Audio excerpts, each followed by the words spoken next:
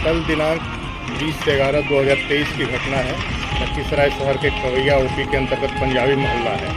वहीं पर आशीष चौधरी और दुर्गा झा दोनों पति पत्नी के तौर पर रह रहे थे। इन दोनों के बीच में काफ़ी अंतरंग संबंध पहले ही से रहे हैं और ये दोनों साथ रह रहे थे। इसी कारण से कल ये घटना घटी है कि आशीष चौधरी ने छठ पर्व की समाप्ति के उपरांत सुबह करीब 7:30 पौने 8 बजे छठ घाट से अर्घ दे के लौटने के बाद ये गोलीबारी की घटना दुर्गा झा के घर के समीप की गई है। इस गोलीबारी की घटना में कुल 6 लोगों को गोली लगी थी, जिसमें अभी तक दुर्गा झा लड़की का देहांत कल पटना में हुआ है और उसके जो 2 भाई थे चंदन झा और राजनंदन झा, इनकी घटनास्थल पर मृत्यु हो गई थी।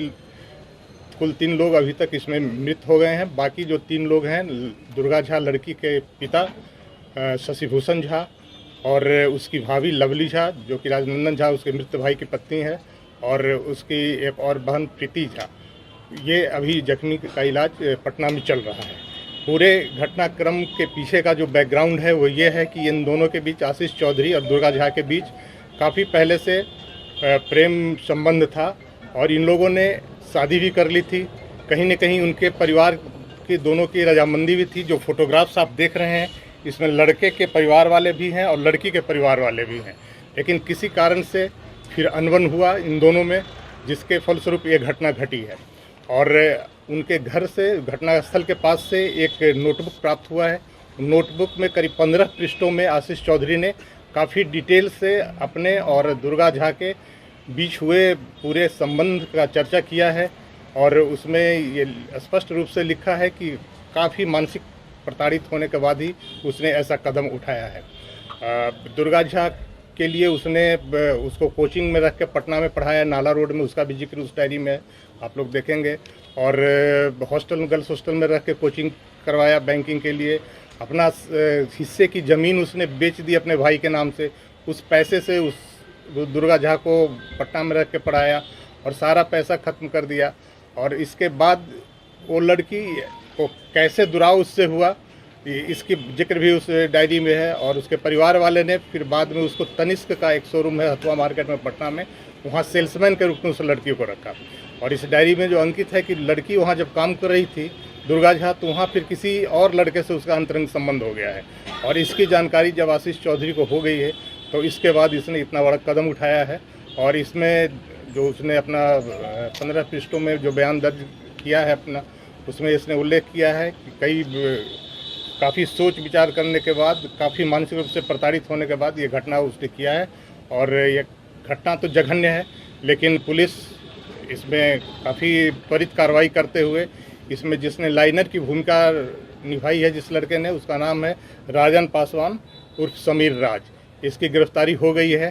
पूरे CDR के लोकेशन से, वैज्ञानिक अनुसंधान से यह साबित हो गया है कि पूरा घटना का लाइव लोकेशन आशीष चौधरी को ये समीर पासवान दे रहा था।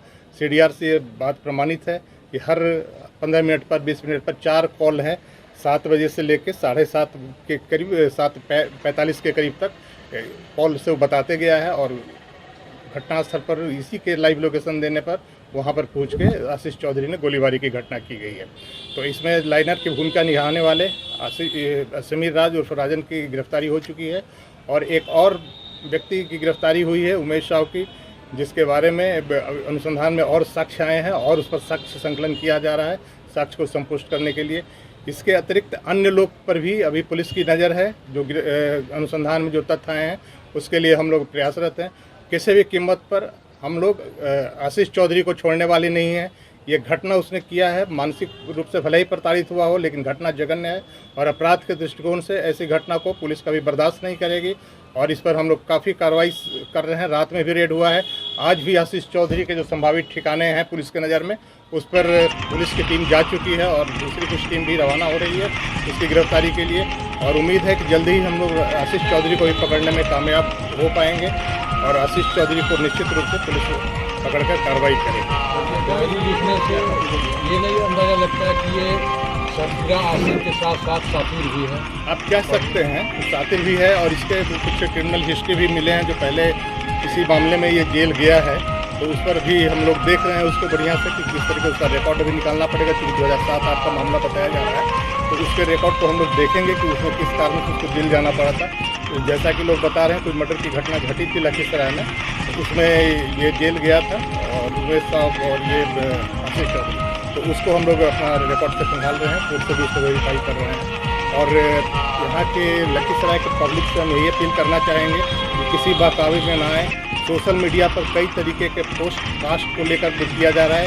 ये कास्ट से संबंधित घटना नहीं है, ये विशुद्ध प्रेम प्रसंग के कारण जो आंतरिक विरोध हुआ है उसके कारण ये घटना घटी हुई है। इसमें दो जाति के लोग इन्वॉल्व जरूर हैं, लेकिन कास्ट राइट के रूप में इसमें नहीं है।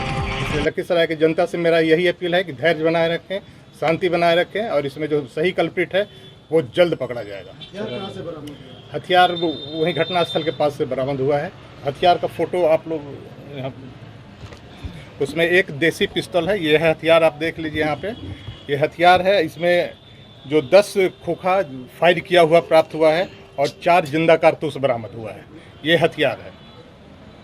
तो सर हथियार कौन उपलब्ध कराया, ये कुछ पता चला? हथियार हुआ है घटनास्थल के पास से हुआ है और किसी पब्लिक ने ही कोई बताया था, जिस पर पुलिस ने वहाँ से रिकवर किया है।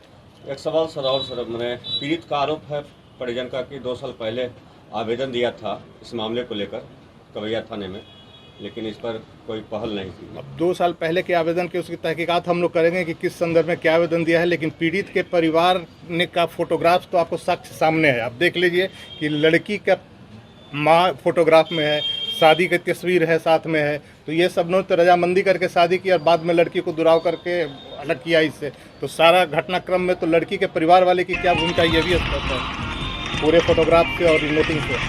सभी प्रकार के खबरों के लिए जुड़े रहिए सरपंच टीवी के साथ। हथियार एक ही प्रयोग, धन्यवाद। रिकवर हो चुका है। चैनल को सब्सक्राइब करना ना भूलें एवं वीडियो को लाइक और शेयर अवश्य करें।